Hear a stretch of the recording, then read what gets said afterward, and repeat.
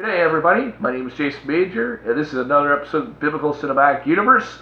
And today we are covering the movie Exodus, Gods, and Kings, which retells the Moses story as directed by Ridley Scott. This movie came back out in December 2014 and was eclipsed by another action fantasy type movie, The Hobbit: Battle of the Five Armies, which I really like the Hobbit movies. I know they're not as great as the Lord of the Rings, but I still enjoy the Hobbit movies. This movie in theaters did not great.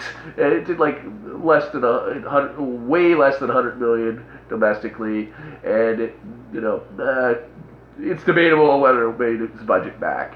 But I enjoy this movie, and I know that critically it was not well received by Rotten Tomatoes.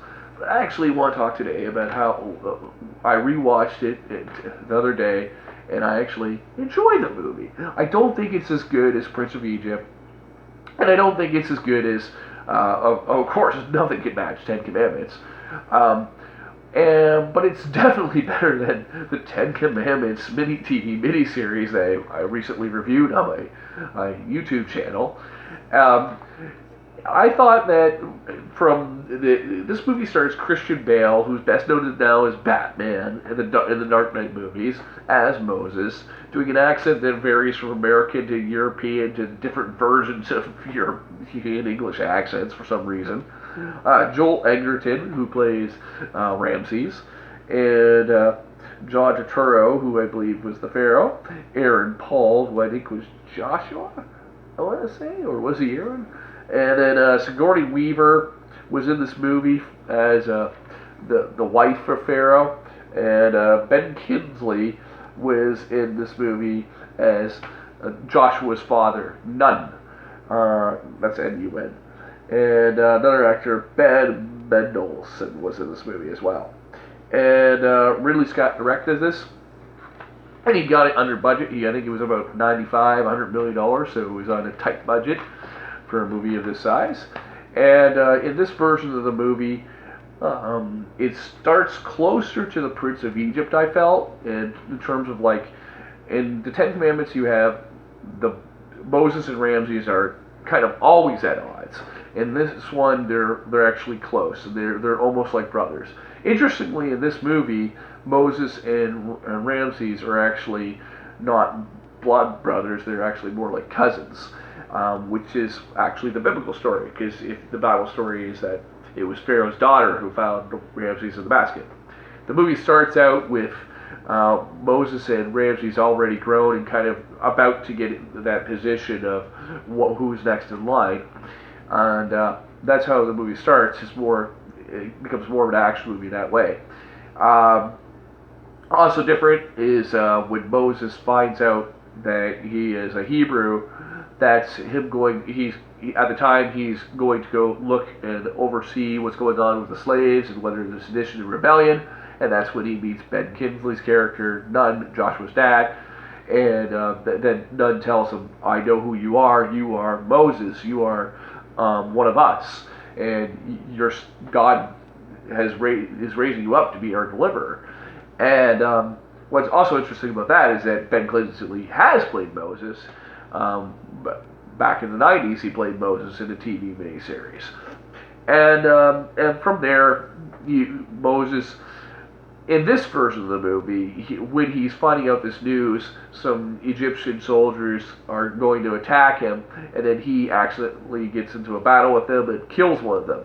So that choice, I think, was a misfire, because in the Bible story and in all the other movie versions, you have it be that he's protecting one of the Israelites from slavery. I think that slight tweaking that they did, probably for the convenience of the story, their version of the story, was something that they should have not written that way. Moses then goes, of course, as you know the story, he's exiled and he leaves, and then he sees the burning bush.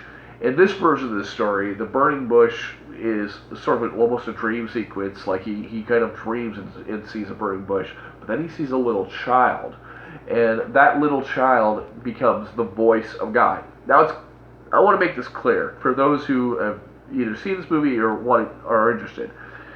This little child is supposed to be the messenger or the voice of God, or it is God just appearing to him as a little boy.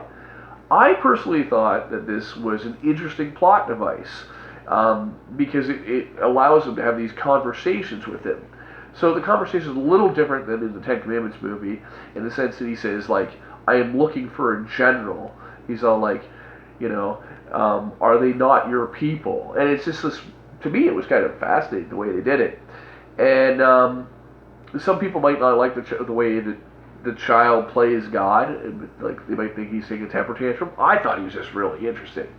I don't think that was a big problem in the sense that it's keeping in with the tradition in the Bible source material of God appearing as an angel of the Lord in the Old Testament. So, as an example, in the Sodom and Gomorrah story, where you have the three angels, and one of them says, I am the angel of the Lord. So, I think that that's where they got that idea. So, that's one part. Now, in this version of the story, Moses doesn't have a staff, he has a sword. So when he comes back, he doesn't come back to say, let my people go with the staff. He comes back with a sword, and he tries to create a rebellion for himself. And so the interesting story arc for this Moses is that in this version, he starts off as almost atheist. He kind of doesn't believe in the Egyptian gods. He considers them like the propaganda for the people, to control the people and the masses, and for the simple-minded. And, he even says, do we now abandon reason and believe in omens? And he just laughs about it. And when he has an encounter with God, he starts to struggle with it, and he thinks that he has to do something. And there's a really cool part later in the story where after he tries to overthrow Egypt with rebellion, that's when the plagues start, and God says to him, and he's all like, what, you don't need me? And God says, for now, you can just watch. And that's when the plagues start. So I thought that was a really interesting choice. And then one of my favorite scenes in the movie is when they get to the Red Sea, and Moses is looking both ways, and he's like, they're like, do you know where we are? And he's like, we're at the part where we have a sea in front of us and an army behind. I thought that was brilliant. And at the end of the movie, Moses' story arc is that he's come to grapple with his own identity as a Hebrew, but also as someone who believes in God and embraces God. So at the end of the movie, when he's making those 10 Commandments, he embraces God. The movie does kind of shorten the 10 Commandments scene itself to just him going up the mountain, God sort of nodding his head down like, oh, those people again, they're messing up. And then coming back up, unless you watch the deleted scenes, in which you see that the deleted scenes show a little couple-minute clip of the golden calf sequence. The special effects were great. The epic scale was awesome. It's nice to see, because of CGI, you could multiply crowds, and you could do thousands and thousands of extras, so when you see these giant epic shots, it seems a little realistic to me in terms of when they're on the beach, it's not just them in a straight formation, it's them covering the entire beach. And I thought that was kind of cool. The way they portray the Red Sea here is very different than when we see the Ten Commandments, which is the waters open up, or even the Prince of Egypt. It's kind of like you see, well, I won't spoil how, but I will say that basically the waters are off to one side. It's almost like the waters kind of went away, and the current went away into a hole over here, and then the waters come back in violent force, just like these tornado storms. That was kind of a cool visual effect. Visual effects are cool. The acting is between Ramses and Moses pretty cool. The dialogue is very modern, which when I first watched it I thought was kind of distracting a little bit, but actually it makes sense that they wanted to keep it modern. Now, is this movie historically correct? No, because Moses is able to go up to Ramses and in his horse stable and pull a dagger to him. Well, obviously that's not how it would have happened. No matter what interpretation of the Bible you want to do, you would have to go through the royal courts. But I thought it was as an action film. It's a fun action film. Definitely a different version than the Ten Commandments. If you want just a different version of it, a story.